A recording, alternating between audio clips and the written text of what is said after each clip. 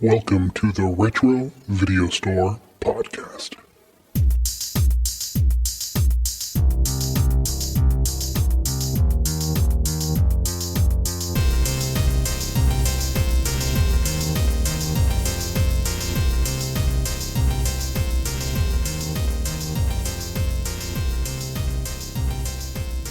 Welcome, everyone, to the Retro Video Store Podcast. I'm your host, Eric.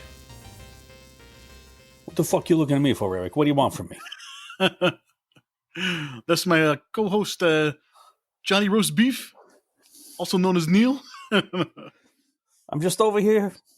I just come to have a good time. Okay, I heard some things about this. One or two You things. insulted him a little bit. I didn't insult him. I apologize. Stop busting my balls. On my children. You're breaking my balls here. Hey, you know I saw the feds outside, but who's not here after the feds showed up?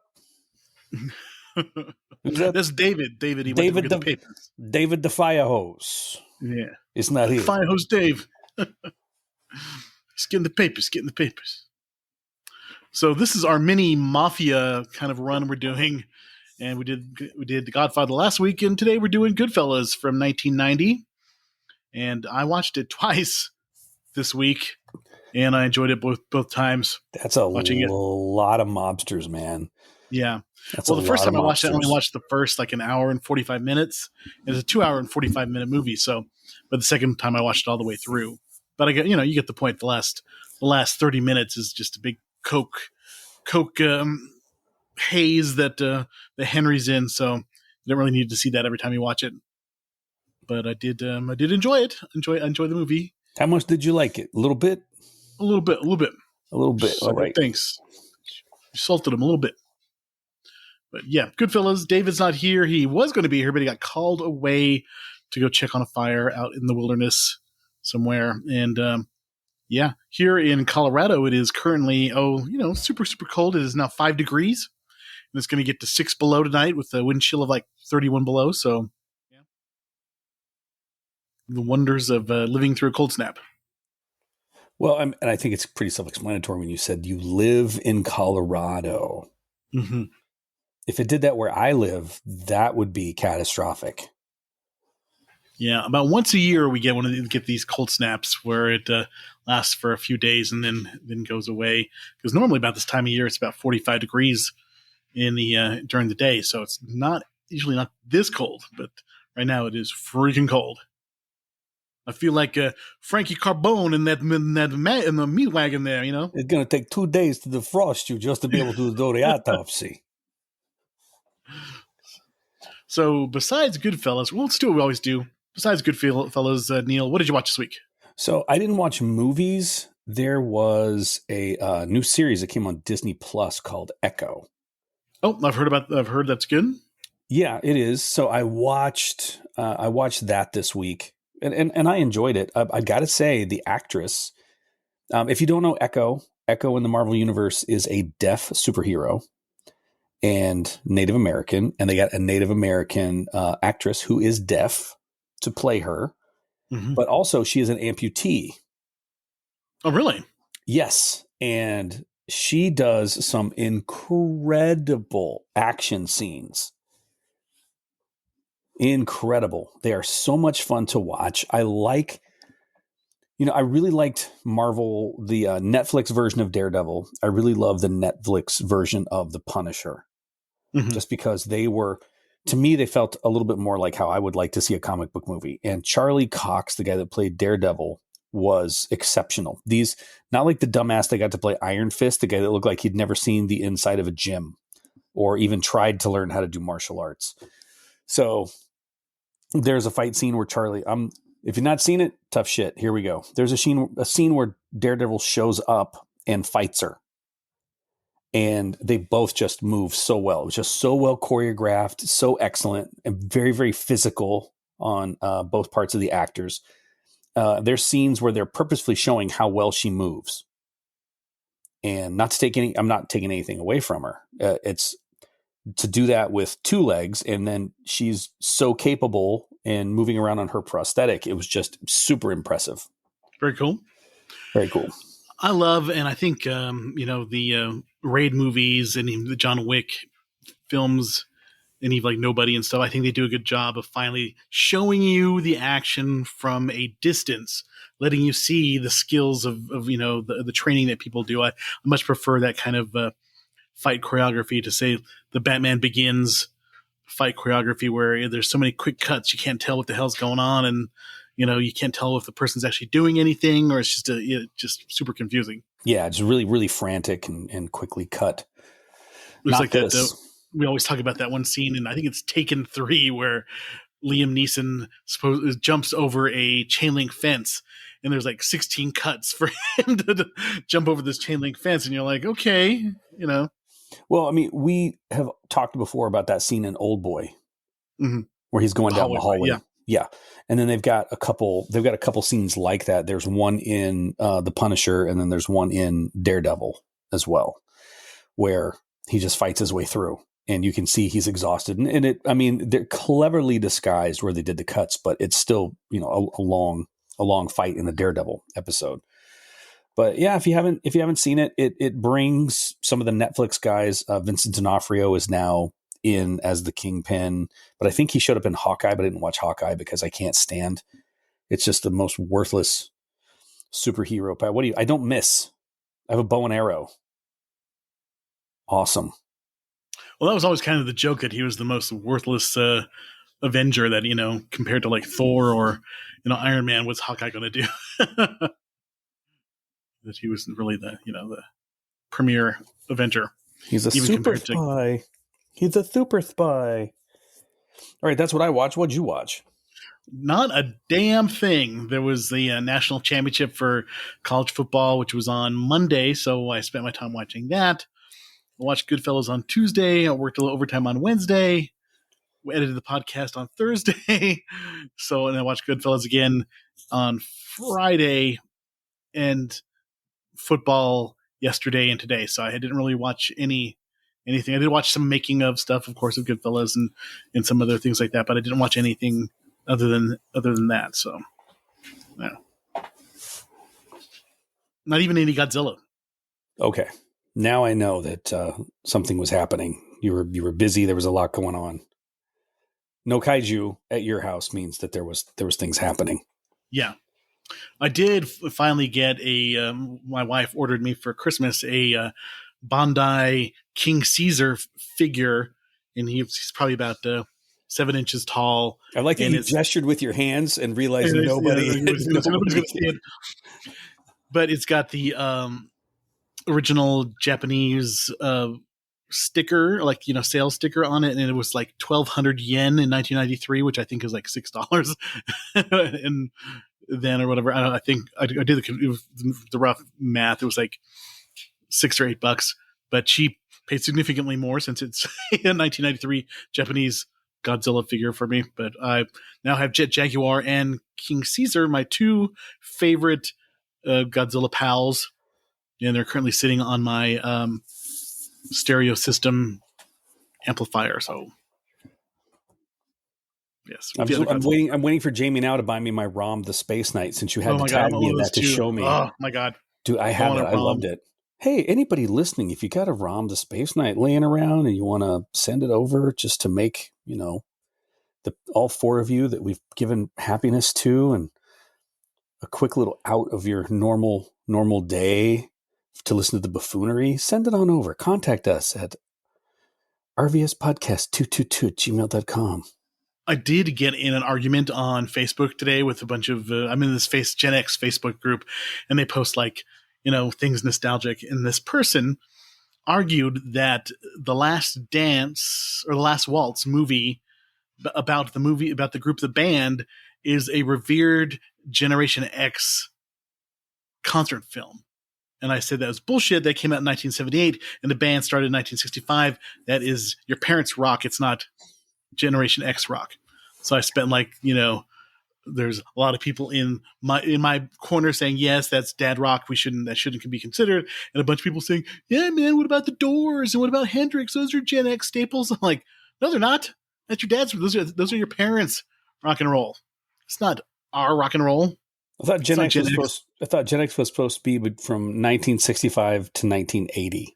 Yeah, that's the date of births of the person from you're born in 1965 to 1980. So if you were born in 65 or born in 70, in the 70s like me, the band, I didn't give a shit about the band.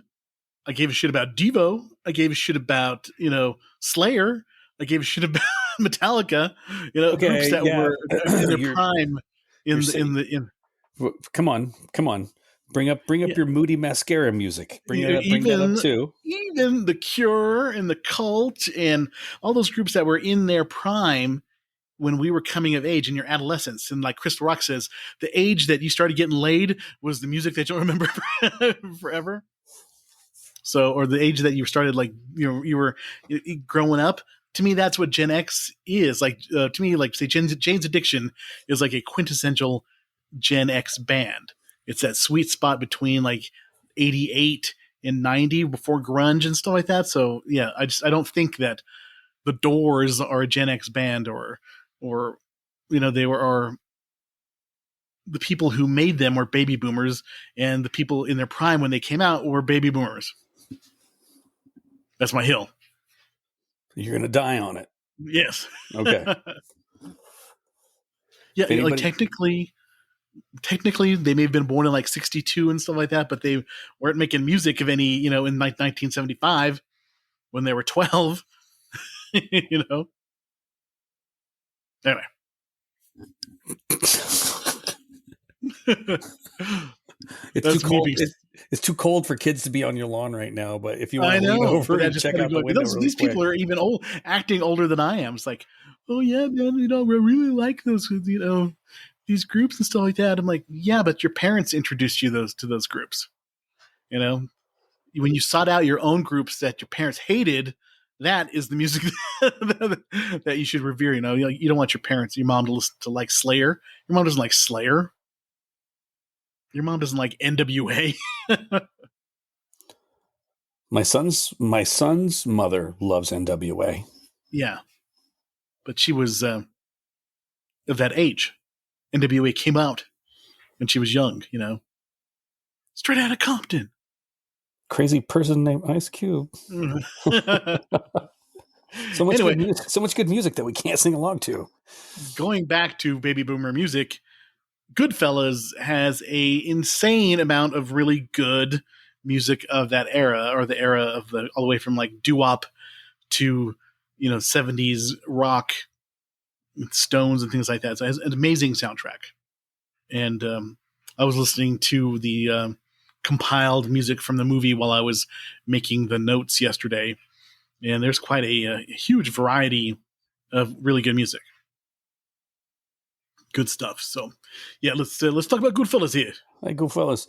Goodfellas is the story of Henry Hill and his life in the mafia, which doesn't actually exist. It's several social clubs in the area, but not actually the mafia. And covering his relationship with his wife, Karen. Karen. And his mob partners, Jimmy Conway and Tommy DeVito. Yes. That's And basically it. what I've learned is that all the DeVitos apparently very short. Yes. DeVito. One thing I did enjoy is that it made fat guys seem kind of cool, The guys are sitting around eating a lot of pizza, eating a lot of sandwiches, You have to put you on a diet. They got to get you a sandwich. I know. They, like Tootie and Paulie and all these guys, they were big guys. They made me feel, in good shape watching these guys. That was how I ate today, man. I don't know how people do that. Holy crap. So full. Yeah, this is another movie that like highlights food in a way that makes you want to eat some peppers and some onions and some roast beef, Tommy roast beef. Oof. Too much So food. this came out in 1990. I remember seeing this on video. I didn't see it in the theater, but watched it quite a bit on video and a lot on cable over and over again. Bought the DVD, bought the Blu-ray. Still, it's one of those movies that is a classic. I think that The Godfather is superior to Goodfellas, but I enjoyed Goodfellas quite a bit, and Scorsese is an amazing filmmaker, and this ranks up there as one of the top mafia movies. What do you think, Neil? I like it and I don't. I like the movie and I don't like it. It's Martin Scorsese just insists upon himself. It's like, okay, great. Hey, everybody, Marty wants to make a mafia movie. What? Marty wants to make a mafia movie? Where did this come from? You know what? He thought he had a really concise story he could tell in like an hour and 20 minutes, but he thought if he bulked it up, maybe with another hour and 40 minutes on top of that, people would just eat it up. He's a genius. It's like an hour per eyebrow with Marty because he has big, thick eyebrows. He has big, thick that's eyebrows. That's why I say I think this is the pinnacle of his mafia movies. Mean Streets is pretty good. Casino is way too long. Casino has some good parts, but I didn't think it is. God, it's so long. It's super long. Did you ever see I did not see The Irishman. I know it's like 4 hours long. Holy shit. It is so long. But I mean, here's the thing is that it's just, I don't know. Maybe it was the fact that during my work day, I have to deal with so many stupid people. And when I was watching this, it was just infuriating me how dense these guys were. It's like, okay, so there's a mistake that's getting ready to happen. Here it comes again. Just over and over and over and over. What I do enjoy a lot about the movie is that it doesn't really have a traditional narrative structure. You start out in the middle of the movie and then it's all told in highlights. There isn't like a specific plot that they're following. It's just snippets of the life of Henry Hill. And there's some major landmarks that happen that change the course of his life, like for the worse, the Billy Bats thing and stuff like that make things much worse. But it's just kind of like super, super fast, starts out and it just keeps going. The only time that I thought it really slowed down was at the end when you see Henry Hill's day in the life of his coke paranoia. And I know that was done on purpose. He wanted to kind of make it not as glamorous as possible to make it look, seedy and awful. And he succeeded, but I feel like it kind of, you get the point at that point, and they could have kind of trimmed that up a little bit. Just a little. Just a little. Scorsese's filmography. Who's that knocking at my door? I don't know who that is. Boxcar Bertha, I'm aware of that one. Mean Streets I have seen. Harvey Keitel, Robert De Niro is pretty good. It's kind of slow, and it's not what you expect from De Niro. I think it's like a super early, but Keitel and De Niro both do a really good job in it. Alice Doesn't Live Here Anymore, which turned into the sitcom Alice, which is hard to believe that was the Kiss My Grits came from Alice Doesn't Live Anymore. What are you doing, you dinky broad? Big Tayback. Taxi Driver, good movie, very bloody, kind of crazy. De Niro's doing really well. Does really well as just a paranoid freak. Good stuff. New York, which I have not seen, which is a huge flop for him. Raging Bull is a good movie, but I do think, as you said before, it insists upon itself. It does. Amazing black and white cinematography. De Niro does really good. King of Comedy, which is basically the Joker. The new Joker movie took a lot of the King of Comedy and used that in the script. Color of Money, never saw, with the pool hustling Tom Cruise. The Last Temptation of Christ, I have seen. It is pretentious. I didn't really care for it. Don't really care about the drama of the controversy or whatever. No big deal to me. But Paul Schrader and Martin Scorsese collaborate a lot, and Paul Schrader and Martin Scorsese love to intersect in the religious guilt column. They both have this very, guilty religious kind of thing going on, especially, Paul Schrader. Cape Fear was pretty good. He made that after Goodfellas. De Niro's really good in that one. Age of Innocence did not see. Casino, pretty good, very long. Kundun. I have not seen that one. Bringing Out the Dead with Nicolas Cage. That's pretty good. Gangs of New York. I have not seen Gangs of New York. Yeah, With Daniel Day-Lewis. I've seen bits of it, but I've never actually seen the entire thing. I've seen some of the fights and stuff in it, and it looks pretty cool. And Daniel Day-Lewis is doing his Daniel Day-Lewis method thing, but I have not seen all of it. The Aviator, which is him working with DiCaprio again about what's his name, the famous biography movie. Hold on, biography of Howard Hughes. Yeah, which I have not seen. The Departed, which I think is his last good movie that I've seen. That's pretty good. When I've seen The Departed, I've only seen a little bit of The Departed. it's pretty good. It's it's nice. I think DiCaprio and Matt Damon do a really good job. Jack Nicholson is overacting quite a bit, but it's probably one of the better crime movies, and it's based on a Hong Kong movie called Infernal Affairs. So I think they've used that plot really well, and it kind of helped keep Scorsese within the parameters of a structured plot. So it's pretty good. Shutter Island, I've heard is really good. I've not seen. Hugo, I have not seen. Wolf of Wall Street, I liked quite a bit. It's a crazy ass movie, but I think a lot of people have taken the wrong lesson from it. They want to be like Jordan Belfort instead of looking that the drugs and ripping off people are bad. Part of it. Have you seen The Wolf of Wall Street? No. Like I literally, it's one of those things. It's like, oh, Martin Scorsese, he's this great director, but it just drags. Like yeah. I couldn't get through Goodfellas in one sitting. I watched like maybe 40 minutes and I paused it. Well, I really feel like Goodfellas goes really fast. Everybody's got opinions, Eric. Everybody's got opinions. Well, The Wolf of Wall Street is also another 3-hour movie, and it's pretty crazy. Silence. I've never even heard of that one. Epic historical drama. The Irishman, and then Killers of the Flower Moon, which I've heard a lot of good things about, but I have not seen.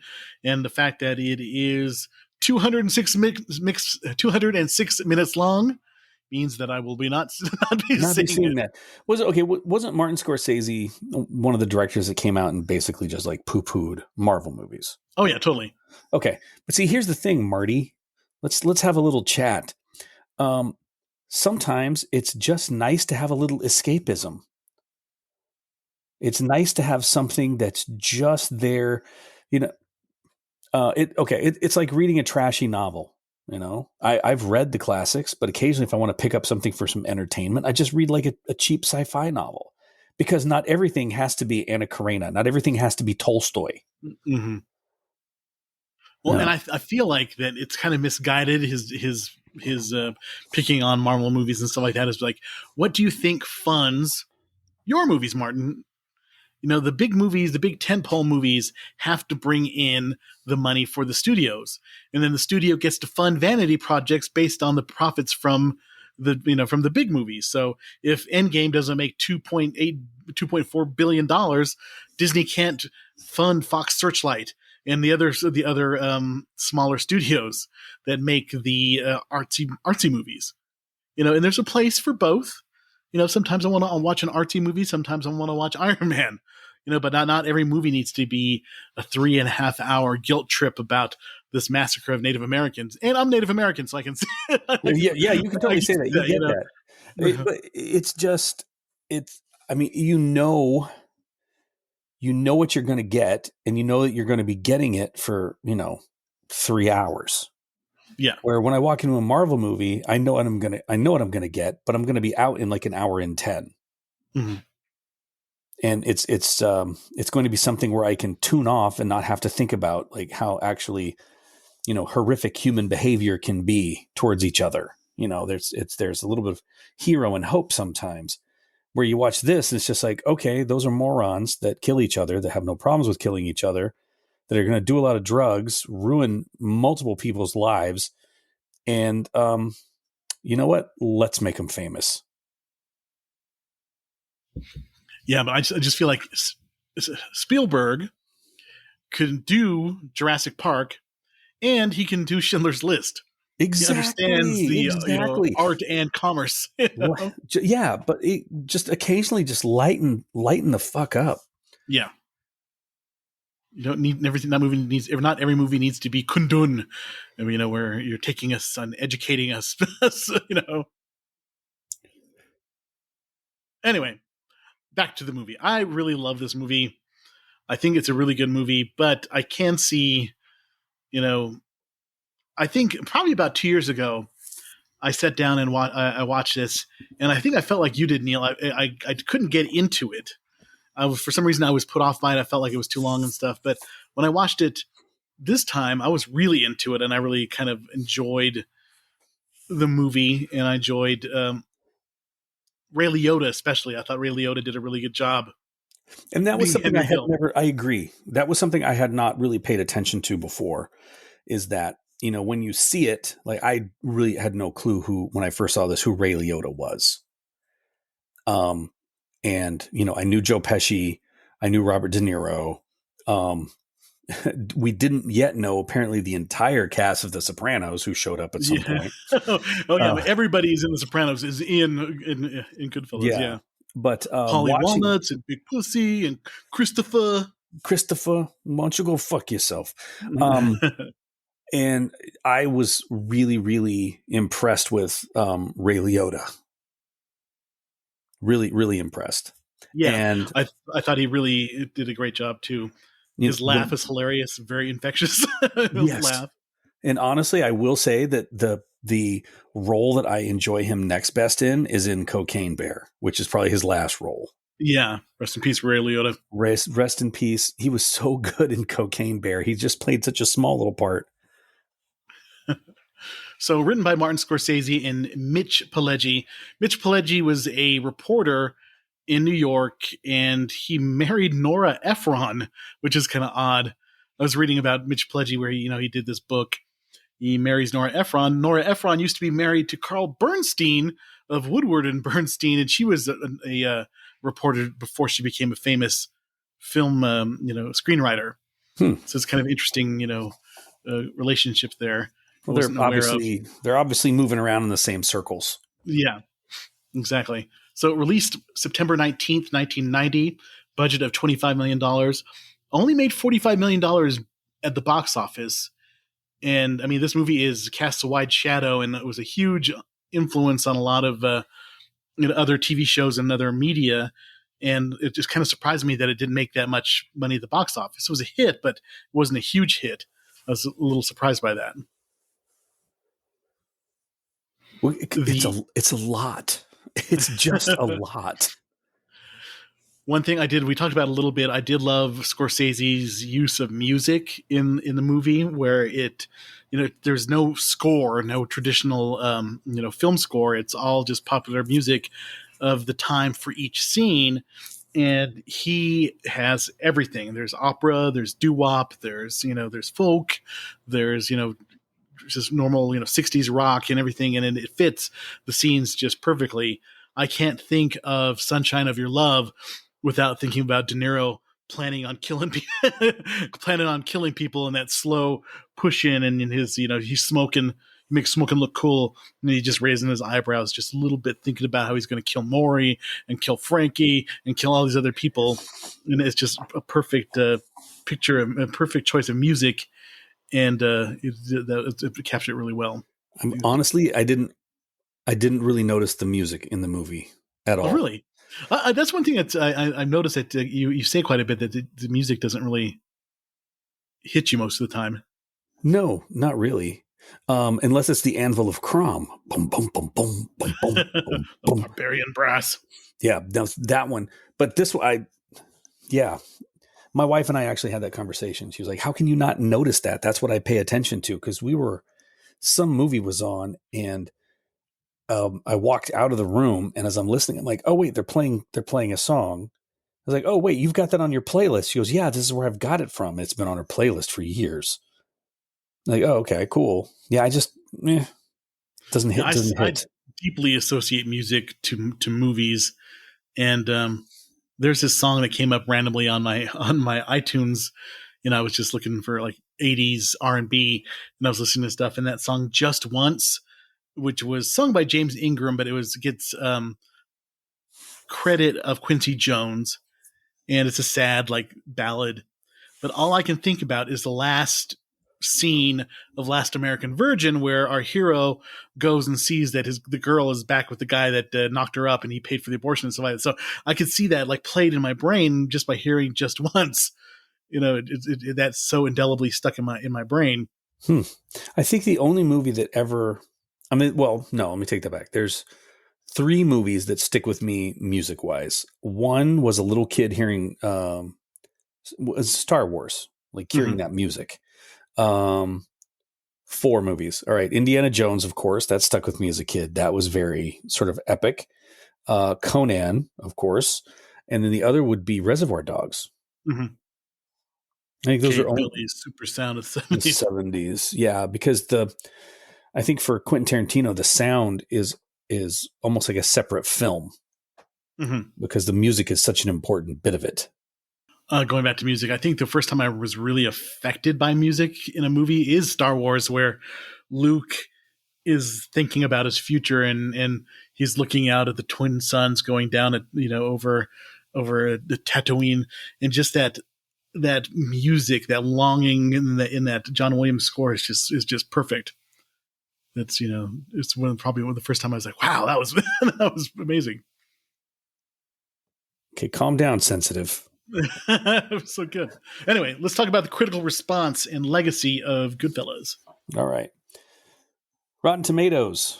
This got 94% of 161 critics gave the film a positive review with an average rating of 9 of 10. The website's critical consensus reads, hard-hitting and stylish, Goodfellas is a gangster classic and arguably the high point of Martin Scorsese's career. Metacritic has assigned the film a weighted average score of 92 out of 100 based on reviews from 21 critics, indicating universal acclaim. Audiences polled by CinemaScore gave the film an average grade of A- on an A+ to F scale. In his review for the Chicago Sun-Times, Roger Ebert creamed himself, gave the film a full 4 stars, and wrote, "No finer film has ever been made about organized crime, not even The Godfather." In his review for the Chicago Tribune, Gene Siskel wrote, all of the performances are first rate. Pesci stands out, though, with his seemingly unscripted manner. Goodfellas is easily one of the year's best films. Both named it as the best film of 1990. In his review for the New York Times, Vincent Canby wrote, more than any earlier Scorsese film, Goodfellas is memorable for the ensemble nature of the performances. The movie has been beautifully cast from the leading roles to the bits. There is a flash also in some of Mr. Scorsese's directorial choices, including freeze frames, fast cutting, and the occasional long tracking shot. None of it is superfluous. USA Today gave the film 4 out of 4 stars and called it great cinema and also a whopping good time. David Anson, in his review for Newsweek magazine, wrote, every crisp minute of this long, teeming movie vibrates with outlaw energy. Rex Reed said, big, rich, powerful, and explosive. One of Scorsese's best films. Goodfellas is great entertainment. In his review for Time, Richard Corliss wrote, so it is Scorsese. God, I am really having trouble just saying Scorsese over and over again. So it is Scorsese's triumph that Goodfellas offers the fastest, sharpest 2.5-hour ride in recent history. No, it doesn't, Richard. Sorry, buddy. Goodfellas is number 94 on the American Film Institute's 100 Years, 100 Movies list and moved up to number 92 on its AFI's 100 Years, 100 Movies. And that's the 10th anniversary edition from 2007. In June 2008, the AFI put Goodfellas at number 2 on the AFI's top 10 for the best 10 films in 10 classic American film genres after polling over 1,500 people from the movie-related community. Goodfellas was regarded as the second best in the gangster film genre after The Godfather. In 2000, the United States Library of Congress deemed the film culturally significant and selected it for preservation in the National Film Registry. Roger Ebert named Goodfellas the best mob movie ever and placed it among the 10 best films of the 1990s. In December 2002, a UK film critics poll in Sight and Sound ranked the film number 4 on their list of the 10 best films of the last 25 years. Time included Goodfellas in their list of Time's all-time 100 movies. Channel 4 placed Goodfellas at number 10 in a 2002 poll of the 100 greatest films. Empire listed Goodfellas at number 6 on their 500 greatest movies of all time. And Total Film voted Goodfellas number 1 as the greatest film of all time. I don't agree with the greatest film of all time. Premiere listed Joe Pesci's Tommy DeVito as number 96 on its list of the 100 greatest movie characters of all time, calling him perhaps the single most irredeemable character ever put on film. Empire ranked Tommy DeVito number 59 in their The 100 Greatest Movie Characters poll. He's a funny guy. Yeah, he's a funny guy. I got his paw in there. I can't leave it. It's a sin. It's a sin. You can't leave that. Goodfellas inspired director David Chase to make the HBO series The Sopranos. He told Peter Bogdanovich, Goodfellas is a very important movie to me, and Goodfellas really plowed that. I found the movie very funny and brutal, and it felt very real. And yet that was the first mob movie that Scorsese ever dealt with a mob crew, as opposed to, say, The Godfather, which there's something operatic about it, classical. Even the clothing and the cars. I always think about Goodfellas when they go to their mother's house that night when they're eating. When she brings out her painting, that stuff is great. The Sopranos learned a lot from that. Indeed, the film shows a total of 27 actors with The Sopranos, including Bracco, Scirocco, Imperioli, Pellegrino, Lip, and Vincent, all who had major roles in Chase's HBO series. Didn't realize it was 27. That's a lot. That is a lot. It's quite a bit. And what's funny is when I first saw this, I really thought it was just sort of an over-the-top characterization. But in college, I had a guy that lived across the hall, and his name was Robert. We called him Bobby, and he was from New York. Lupo. And this was the way he talked. Hey, what are you going to do? Neil, tell you what I'm going to do tonight. I'm going to drink vodka. I'm going to smoke cigars. And I'm going to listen to Frank Sinatra. And the Russian dude across the hallway is going to come over. We're going to play chess. Hey, what do you want? Literally spoke like that.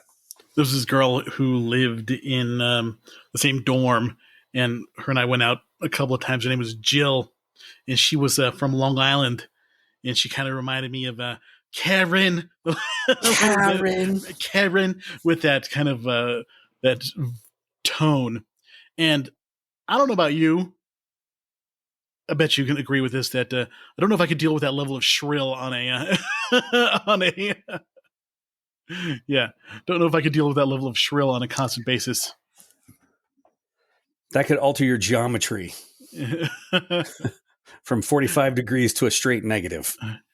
What are they talking about? Yeah. She would. So let's talk about the cast. Really good cast you got. Oh, please don't read the whole cast. I won't. Oh my God, please don't. There's so many. I know. I'm just going to go with the main ones. Robert De Niro is Jimmy Conway. Ray Liotta is Henry Hill, our protagonist. Christopher Cerrone is young Henry. Joe Pesci's Tommy. Lorraine Bracco is Karen. Paul Sorvino is Polly. You got Samuel L. Jackson in here as Stax. Poor Stax. Met a bitter end. Michael Imperioli, like we talked about earlier, plays Spider. And there's a huge cast, including Robert De Niro's. I'm sorry, not Robert De Niro. Including Martin Scorsese's mom is Tommy's mom, and his dad is Vinny, the guy who's stirring the sauce in jail.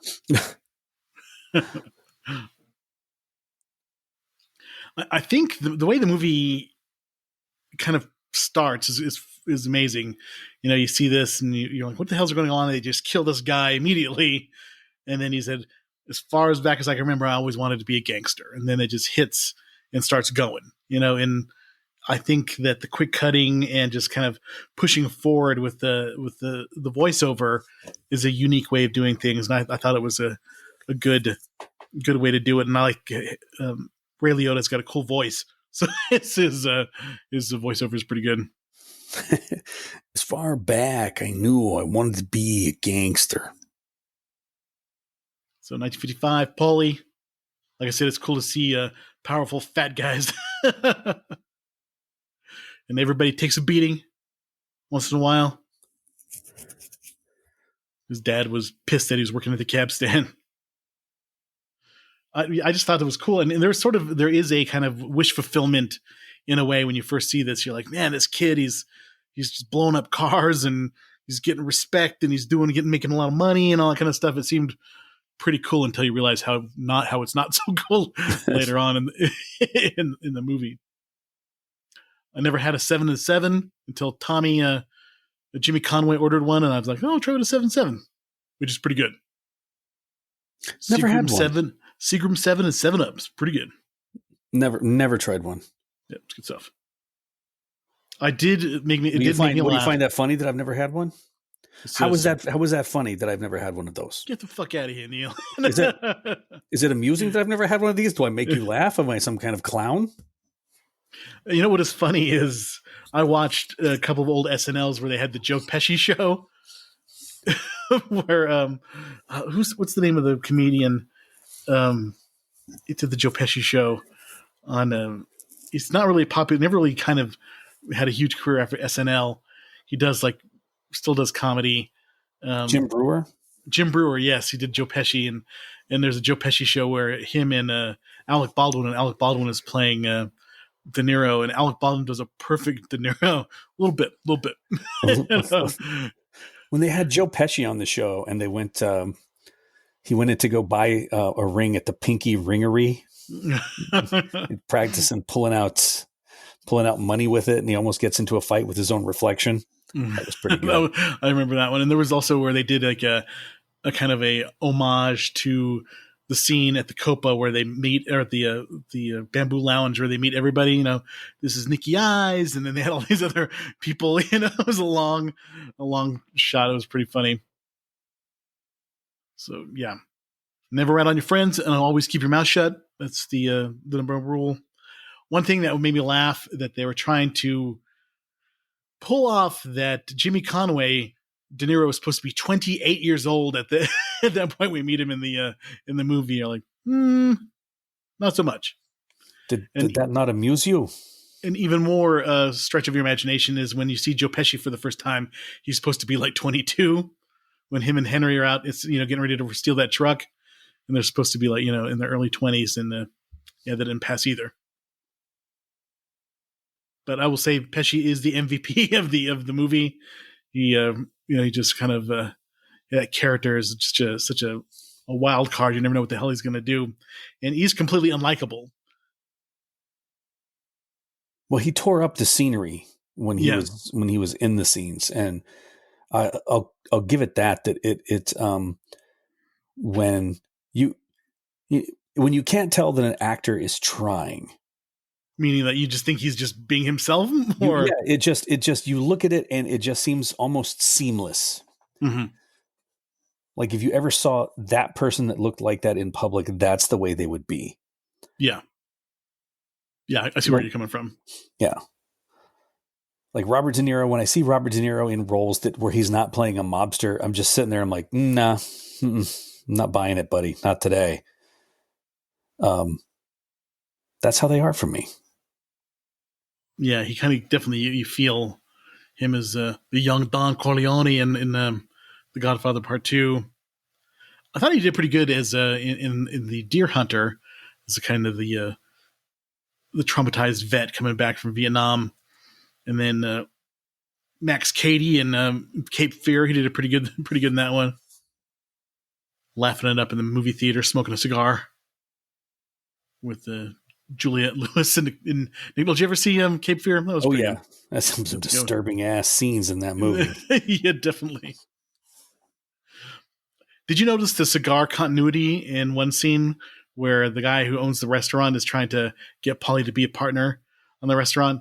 I've seen this movie so many times, and there's the parts that bugs me where the cigar is in Paulie's mouth, and then the next time you see it, it's in his hand, in his mouth, where it should still be in his mouth. There's just the continuity is all over the place with his cigar, and it always bugged me. It's one of those things that, I never, when I was young, I noticed. I'm like, this is kind of messed up.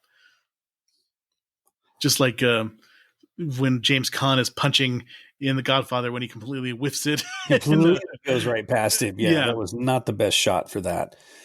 I'm going to compose that email to Martin Scorsese right now and demand our money back, because I paid like $3 to rent this on Amazon. And then you get Karen into Henry's life, and she gets her voiceover.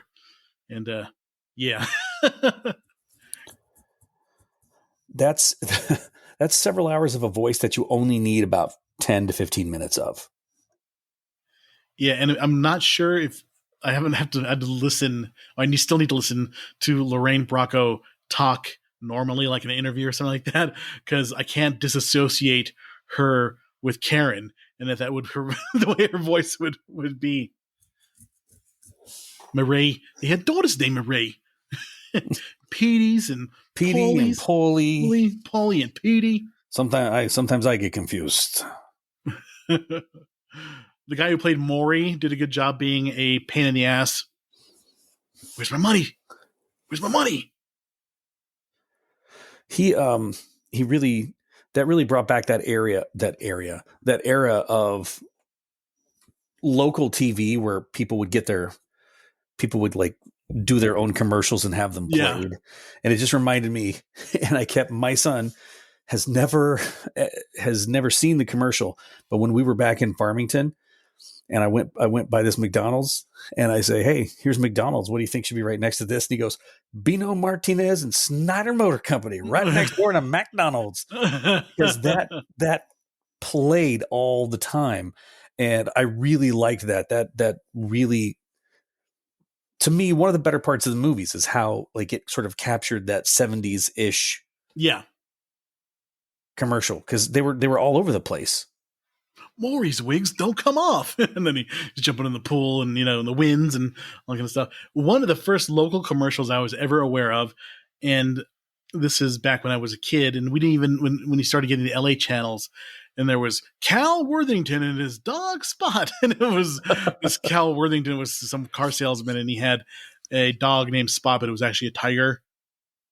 And it was just, I remember seeing those commercials like, if you want a good deal, go see Cal. No, and I was like, where's this at? And my dad's like, it's in Los Angeles. I'm like, oh, never mind. I just wanted to go see Cal Worthington. And his dog Spot. There's one locally called Jake Jabs. He does the American home furnishing, and he's got a tiger for some reason as well. They even made fun of it on South Park because he's so omnipresent in Colorado. Yep, Neil just put up a picture of Cal Worthington and his dog Spot.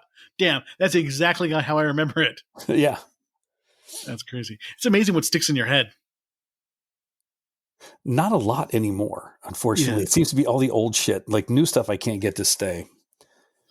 I'm going to give you a quiz. Remember Kiss 98 or 98 Kiss in Farmington, New Mexico? Yes. And it was 98 Kisses, KISC. Welcome to Morning Radio with John the Hawk Hawkins. Yes. Ugh. I did love Henry beating down Karen's inappropriate neighbor. Just pistol whipping the shit out of him. And that's when we really get to kind of see the dysfunction of Karen, is that she kind of enjoyed it. There's a little bit of masochism in there that, like, there's going to be some suffering that this is what the guy is willing to do. Yeah, and exactly. She says it. I got to admit, it turned me on. Yeah, and she stuck with him, even though, as we see through thick and thin. The big key turning point, though, is when they kill Billy Bats. Go get your shine box. That is such an insult. Shine your shoes, make them look like fucking Mary. A long time. You've been gone a long time. Things have changed. I don't shine shoes no more. Yeah, no more shines, Billy. No more shines. Go get your fucking shine box. That was a good beat down. You could see both De Niro and Pesci were giving it. They're all beating up Billy Bats there. Didn't want to get blood on your floor. Look of concentration. And see, this is the other thing too. Is you get how like weird and off that whole lifestyle is, but they just tried to beat a guy to death. But Tommy is still a very loyal guy. And when he looks at him, he goes, I didn't want to get butt on your floor, Henry. Mm-hmm. And then the look that Henry gives him, like, you just fucking keep killing this guy. We're in big trouble. What the hell's going on with you, man? Mm-hmm. Yeah, just once Henry goes to jail and he starts dealing drugs, that's also another huge turning point. And him and his guma get too close, and Karen does not abide by that. No, they never really say what happened to her. And then he starts heading off with the other one who starts cutting up his coke. He dumps Janice for Sandy, which I think was an upgrade. I preferred Sandy over Janice. Debbie Mazar was pretty hot back in the day. She reminds me of Fairuza Balk. A little bit, yeah. She kind of had that 60s hair kind of gothy thing going on. Well, duh, which sort right of... up my alley. And then, yeah, you marry a blonde white girl. Okay. Jamie's got some gothy tendencies a little bit, you know. There's some goth-like tendencies. It's under the surface, but yeah. Tonight you will only call me Sorcian Nightshade. Yeah, the movie, it does drag in a few times. Once he gets to jail, that drags a little bit. But I do love the jail cooking scene. That is pretty awesome. He had a good system, you know. Take a razor and slice the garlics thin, and how good it was to be a good fella in jail compared to everybody else.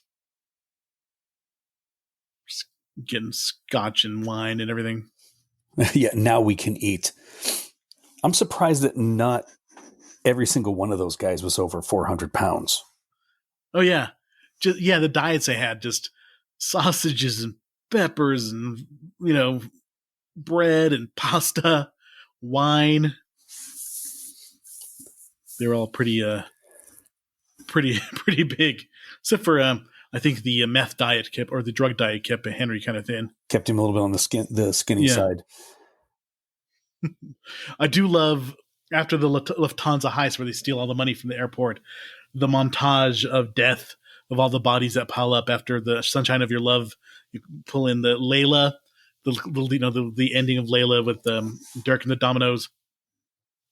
And I normally do not like Eric Clapton at all. I think he's super overrated and a racist POS. But Layla is a pretty decent song, especially the end with the piano and the slide guitar and stuff like that. That fits the movie perfectly. You're not down for Slow Hand? No, God. Especially his 80s output. Oh my God. Was that song like Forever Man and Pretending and, just all that stuff. Like, that Rock and Roll Heart song. I'll give off on 57 Chevys. I'll get off on playing guitar. Bad. He should have stuck with Ginger Baker. And yeah, exactly. Cream is awesome. They were really, really good together. And that was that Crossroads Live is amazing. That's probably one of the better 60s live tracks. I watched a documentary on Ginger Baker, and he and the bass player, whose name completely escapes me, had no love lost for each other. Mm-hmm. None. But hearing Ginger Baker, and he just, by all accounts, is a horrible person, but he's I damn good drummer. I know you're looking it up. I know. It was Jack Bruce, Eric Clapton, and Ginger Baker. Yeah, Jack Bruce, because Jack Bruce, man, that guy could lay down a groove. And they're both like saying, well, it's he's always off. I have perfect time. But hearing Ginger Baker drum and like the jazz work that he did, phenomenal stuff. Horrible person, great drummer. We've been talking a lot about music this episode, and I watched this YouTube video of like one of the Led Zeppelin's original performances, and they're doing How Many More Times, and it is an amazing performance. I don't like Robert Plant's like little scat type singing when Jimmy Page is playing the stupid bow on the guitar and stuff like that, but when they hit that groove at the beginning, I don't think anybody had ever heard that before at all, and it's just so groundbreaking. You're like, oh shit, that's what metal's going to be, or that's where metal started. It's just a really good, amazing performance. And but still, going back to our original conversation earlier, it's boomer music. Way to bring it back around. Bring it back. Yes. Here's Eric clearing what was stuck in his craw.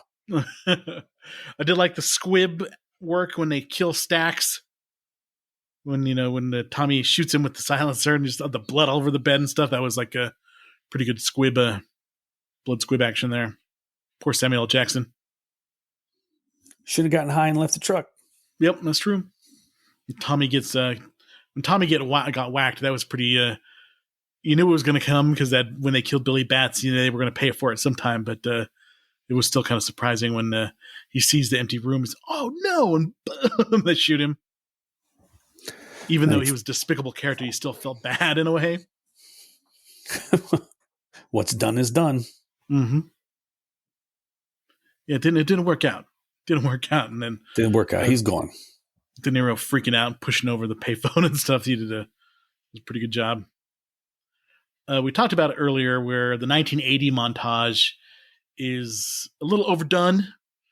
The paranoid day of Henry getting chased by the helicopter, and fixing the veal cutlets at home, and the red gravy. His brother. Stir it. Don't let it stick. Don't let it stick. Yeah, I'm stirring it. And the babysitter, who's the drug mule, who did what wasn't supposed to do. Yeah, used the phone home. Figures out the errors of his ways. He goes and apologizes to Paulie, gives him some cash, and says, "I got to turn my back on you now." Yeah, I got to turn my back on you now. I did the way Karen almost got whacked. The dress is just down there. No, keep going. And she's like, didn't realize how serious it was until that moment. Jimmy would have taken her out. So the conversation they have with, I'm guessing, the FBI agent about protective custody. And she's like, well, if it's not with my parents, I don't want to go. He's like, good. We don't care. We only want him. If it'll make him a better witness, then we'll figure out you got to go too. But we don't care. Yeah, and apparently they got divorced right after when he was in witness protection, and I'm surprised she made it out of there. Well, I think probably just looking at the movie is they had never really spent tons and tons of time together. Mm-hmm. And you're in the witness protection. He's not going to be going out every night. Not going to have that kind of money. He's going to be hanging around the house.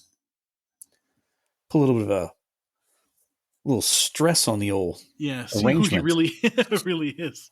Henry. Karen. But he turns witness and turns over on Paulie and Jimmy and turns a rat. I wrote amazing movie. Neil wrote, is it though? I really like it. I still think it's super enjoyable, but I can see, if when I watched it a couple years ago, I just was not entertained for some reason. When I watched it that one time, I was just like, eh. It reminded me, it could have been summed up in a half hour, one of those like A&E things, the real story of Henry Hill. And that would have been just as entertaining. Oh, digression here. Have you seen that new show that Dan Aykroyd does on the History Channel? It's like The Unexplained and stuff like that. And he's talking about cryptids and cults and all that kind of stuff. It's actually really good. It's kind of like one of those shows that, the In Search of or the Mysteries of type show. And it's hosted by Dan Aykroyd. And he loves that kind of stuff. Yeah, and I watched it. It should be. He's super into it, so of course he's going to give that one a ball. There's 7 episodes, and I watched one the other night, and I set it to record the rest of them. But it's like totally up my alley, the kind of stuff and about Bigfoot and strange surgeries and all that kind of stuff. So yeah, so I don't have A&E, so I think it's not a history. I think it's history. Don't have that either. Yeah, I cut the cable, Eric. I cut the cable. Yes. I got the Wi-Fi and I got the stuff I subscribe to. Cut the cable, Eric. I can't. I have severe FOMO when it comes to everything. Like if I don't have the possibility of having every channel, I just can't deal with it. I mean, maybe in a decade or so when I can actually afford to retire and I move out of here and I can find some place where the cable is actually a little affordable. Mm-hmm. But dude, for internet and cable out here in the Bay Area, we're paying like $300 a month. Yeah, that's what I pay for internet, cable, home phone, and alarm. About $300 a month. All right, you know what this means? I'm going to start buying some time on some of Elon Musk's little satellites. Yeah, but Goodfellas, I think it's a classic and it holds up. it's worth watching if you haven't watched it. It's one of those kind of essential gangster movies. Next week, we're going to do a Stephen King movie. We're going to do The Shining. Just to so cold, I feel like Jack Nicholson. Every day I go to work, just sitting out frozen. So I think it's appropriate for this time of year.